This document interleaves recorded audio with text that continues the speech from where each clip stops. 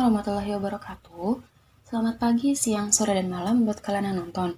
Di sini, aku bakal jelasin tentang penerapan sistem monarki di Inggris. Simak sampai habis ya. Sebelumnya, seperti yang kita tahu, Inggris merupakan salah satu negara yang menganut sistem monarki, yaitu sistem yang kekuasaan tertingginya dipegang oleh raja atau ratu. Tapi kalian penasaran nggak sih? Gimana awal mulanya sistem monarki ini masuk ke Inggris? Dan bahkan masih digunakan hingga saat ini. Nah, jadi, sebelum munculnya monarki sejati di wilayah Inggris, wilayah tersebut merupakan bagian dari Kekaisaran Romawi sebagai koloni Romawi. Inggris Raya telah ada di seluruh dunia sejak abad ke-4 sebelum Masehi. Hal ini diketahui sekitar tahun 400 sebelum Masehi, ketika perdagangan timah Cornish menarik perhatian orang Yunani, Venesia, dan Kartago. Pada tahun 43 Masehi, Jenderal Aulus Plautius menaklukkan Inggris dan menjadikannya bagian dari Kekaisaran Romawi. Kekuasaan Romawi di Inggris sendiri berakhir sekitar tahun 410 Masehi.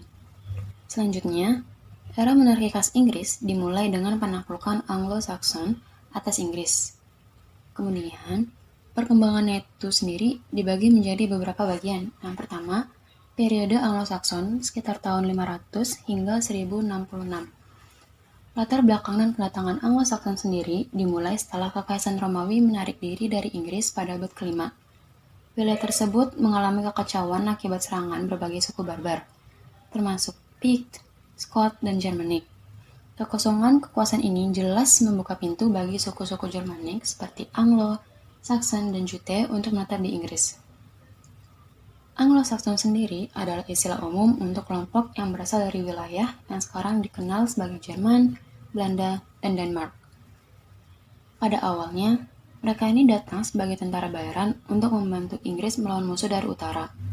Namun, akhirnya mereka menetap di negeri ini dan menggantikan serta mengasimilasi penduduk asli Inggris Romawi. Selanjutnya, munculnya kerajaan-kerajaan Anglo-Saxon, itu dari abad ke-5 hingga ke-9. Setelah sampai di Inggris, suku-suku Anglo-Saxon membentuk beberapa kerajaan kecil yang kemudian tumbuh menjadi kekuatan besar di Inggris. Kerajaan-kerajaan ini sering saling berperang untuk memperluas wilayah dan kekuasaannya. Pada puncaknya, terdapat 7 kerajaan besar yang dikenal dengan 7 kerajaan. Yang pertama ada Wessex, yang terletak di barat daya dan akhirnya menjadi kerajaan yang dominan. Yang kedua ada Mercia, yang terletak di pusat Inggris dan sering bersaing untuk memperebutkan kekuasaan dengan Wessex. Yang ketiga ada Northumbria. Kerajaan ini membentang di wilayah utara Inggris dan merupakan salah satu kerajaan yang paling berpengaruh secara budaya dan agama. Yang keempat ada East Anglia, terletak di wilayah timur dan sering diperintah oleh penguasa yang bersekutu dengan Mercia. Yang kelima ada Kent, salah satu kerajaan Anglo-Saxon pertama yang didirikan. Yang keenam ada Essex, sebuah kerajaan kecil di tenggara Inggris, dan yang ketujuh ada Sussex, sebuah kerajaan kecil di Inggris Selatan. Meskipun terdapat banyak kerajaan kecil lainnya, ketujuh kerajaan ini dianggap paling penting dalam sejarah awal Anglo-Saxon. Selanjutnya, peran raja-raja Anglo-Saxon. Raja-raja Anglo-Saxon awalnya tidak memiliki sistem pemerintahan terpusat seperti yang dikembangkan.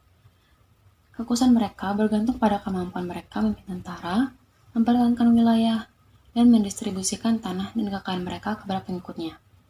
Kekuatan militer, hubungan dengan pemuka agama, dan aliansi politik dengan kerajaan lain menentukan kedudukan seorang raja. Salah satu contohnya yaitu Alfred the Great dan perlawanan terhadap Viking itu pada abad ke-9. Nah, Alfred the Great ini merupakan salah satu tokoh yang paling terkenal dalam sejarah Inggris. Banyak kerajaan Anglo-Saxon bangkit dan jatuh.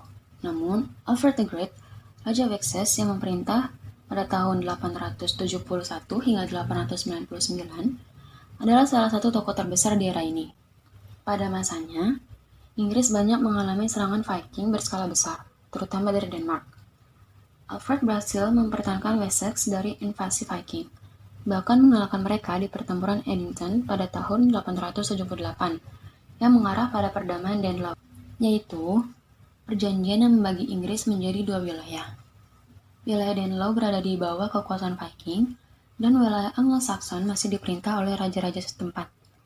Alfred dikenal sebagai Alfred the Great tidak hanya karena keberhasilannya di medan perang, namun juga karena reformasi radikalnya di bidang pemerintahan, hukum, pendidikan, dan agama.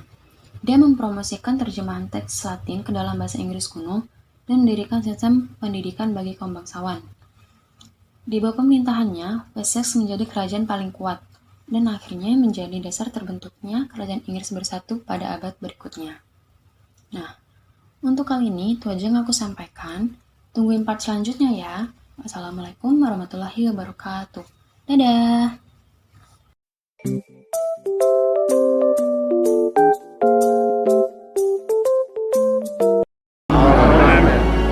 His strength, I believe, comes from his faith. God has tested you, Lord. He's put you into the fire as a smith would his steel.